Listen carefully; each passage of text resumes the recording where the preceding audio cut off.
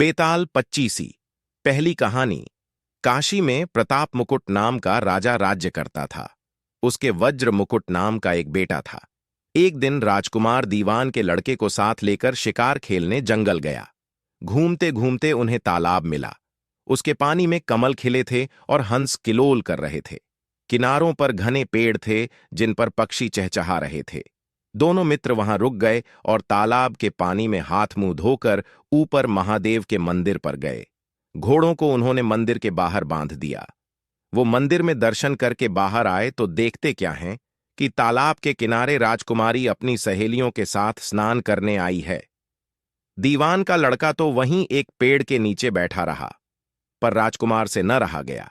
वह आगे बढ़ गया। राजकुमारी ने उसकी ओर देखा तो वह उस पर मोहित हो गया। राजकुमारी भी उसकी तरफ देखती रही। फिर उसने किया क्या कि जूड़े में से कमल का फूल निकाला, कान से लगाया, दांत से कुतरा, पैर के नीचे दबाया और फिर छाती से लगा अपनी सखियों के साथ चली गई। उसके जाने पर राजकुमार निराश हो अपने मित्र के पास आया और सब हाल सुनाकर बोला, मैं इस राजकुमारी के बिना नहीं रह सकता, पर मुझे न तो उसका नाम मालूम है न ठिकाना। वह कैसे मिलेगी?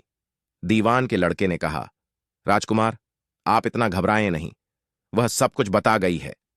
राजकुमार ने पूछा, कैसे? वह बोला, उसने कमल का फूल सिर से उतारकर कानों से लगाया तो उसने बताया कि मैं कर्नाटक की रहने वाली हूं। दांत से कुतरा तो उसका मतलब था कि मैं दंतबाट राजा की बेटी हूं। पांव से दबाने का अर्थ था कि मेरा नाम पद्मावती है। और छाती से लगाकर उसने बताया कि तुम मेरे दिल में बस गए हो। इतना सुनना था कि राजकुमार खुशी से फूल उठा। बोला, अब मुझे कर्नाटक देश में ले चलो। दोनों मित्र वहां से चल दिए। घूमते फिरते सैर करते दोनों कई दिन बाद वहां पहुंचे। राजा के महल के पास गए तो एक बुढ़िया अपने द्वार पर बैठी चरखा कातती मिली। उसके पास जाकर दोनों घोड़ों से उतर पड़े और बोले, माई, हम सौदागर हैं, हमारा सामान पीछे आ रहा है, हमें रहने को थोड़ी जगह दे दो। उनकी शक्ल सूरत देखकर और बात सुनकर बुढ़िया के मन में ममता उमड़ आई। बोली, बेटा, तुम्हारा घर है, जब तक जी में आए रहो। बुढ़िया ने जवाब दिया, बेटा, मेरा एक बेटा है जो राजा की चाकरी में है। मैं राजा की बेटी पहमावती की धाय थी। बूढ़ी हो जाने से अब घर में रहती हूं। राजा खाने पीने को दे देता है। दिन में एक बार राजकुमारी को देखने महल में जाती हूं। राजकुमार ने बुढ़िया को कुछ धन दिया और कहा, माई, कल तुम वहां जाओ तो राजकुमारी से कह देना कि जेठ सुदी पंचमी को तुम्हें तालाब पर जो राजकुमार मिला था वह आ गया है। अगले दिन जब बुढ़िया राजमहल गई तो उसने राजकुमार का संदेशा उसे दे दिया। सुनते ही राजकुमारी ने गुस्सा होकर हाथों में चंदन लगाकर उसके गाल पर तमाचा मारा और कहा, मेरे घर से निकल जा। बुढ़िया ने घर आकर सब हाल राजकुमार को कह सुनाया। राजकुमार हक्का बक्का रह गया। तब उसके मित्र ने कहा, राजकुमार, आप घबराएं नहीं, उसकी बातों को समझें। उसने देसों उंगलियां सफेद चंदन में मारी। इससे उसका मतलब यह है कि अभी 10 रोज चांदनी के हैं। उनके बीतने पर मैं अंधेरी रात में मिलूंगी।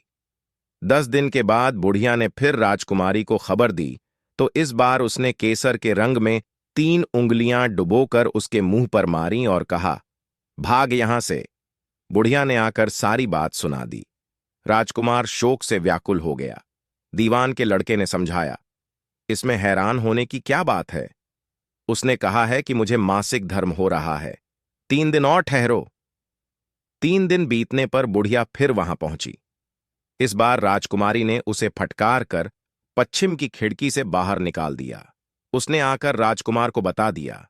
सुनकर दीवान का लड़का बोला, मित्र, उसने आज रात को तुम्हें उस खिड़की की राह बुलाया है। मारे खुशी के राजकुमार उछल पड़ा। समय आने पर उसने बुढ़िया की पोशाक पहनी, इत्र लगाया, हथियार बांधे। 2 पहर रात बीतने पर वह महल में जा पहुंचा और खिड़की में से होकर अंदर पहुंच गया। राजकुमारी वहां तैयार खड़ी थी। वह उसे भीतर ले गई। अंदर के हाल देखकर राजकुमार की आंखें खुल गईं। एक से एक बढ़कर चीजें थीं। रात भर राजकुमार राजकुमारी के साथ रहा। जैसे ही दिन निकलने को आया कि राजकुमारी ने राजकुमार को छिपा दिया और रात होने पर फिर बाहर निकाल लिया। इस तरह कई दिन बीत गए। अचानक एक दिन राजकुमार को अपने मित्र की याद आई। उसे चिंता हुई कि पता नहीं उसका क्या हुआ होगा। उदास देखकर राजकुमारी ने कारण पूछा तो उसने बता दिया। बोला, वह मेरा बड़ा प्यारा दोस्त है, बड़ा चतुर है। उसकी होशियारी ही से तो तुम मुझे मिल पाई हो। राजकुमारी ने कहा, मैं उसके लिए बढ़िया बढ़िया भोजन बनवाती हूं। तुम उसे खिलाकर तसल्ली देकर लौट आना। खाना साथ में लेकर राजकुमार अपने मित्र के पास पहुंचा। वे महीने भर से मिले नहीं थे। राजकुमार ने मिलने पर सारा हाल सुनाकर कहा कि राजकुमारी को मैंने तुम्हारी चतुराई की सारी बातें बता दी हैं, तभी तो उसने यह भोजन बनाकर भेजा है। दीवान का लड़का सोच में पड़ गया। उसने कहा, यह तुमने अच्छा नहीं किया। राजकुमारी समझ गई कि जब तक मैं हूं वह तुम्हें अपने बस में नहीं रख सकती, इसलिए उसने इस खाने में जहर मिलाकर भेजा है। यह कहकर दीवान के लड़के ने थाली में से एक लड्डू उठाकर कुत्ते के आगे डाल दिया। खाते ही कुत्ता मर गया। राजकुमार को बड़ा बुरा लगा।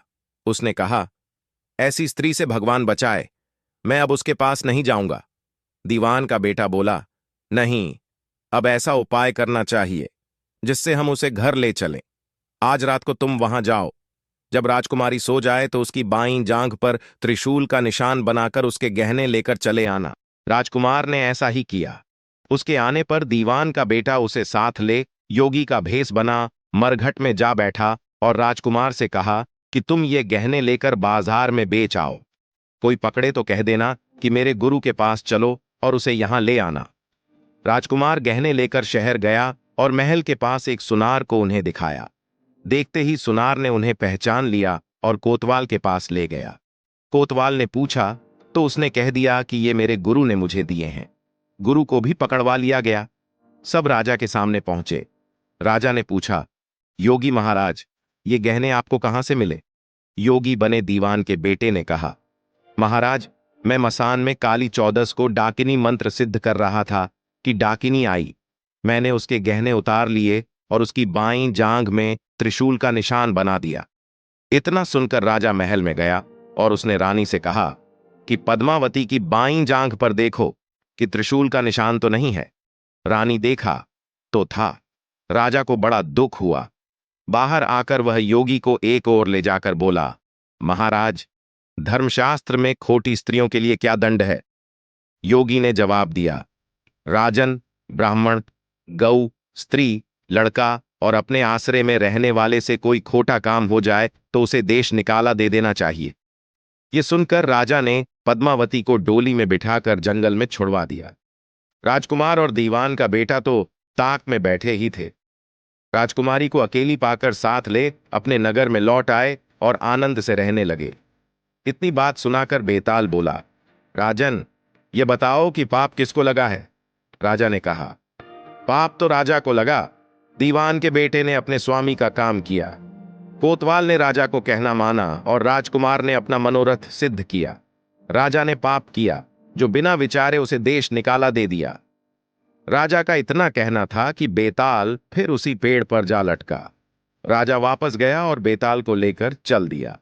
बेताल बोला, राजन, सुनो, एक कहानी और सुनाता हूं। क्रमशः। पिछली कहानी, बेताल पच्चीसी।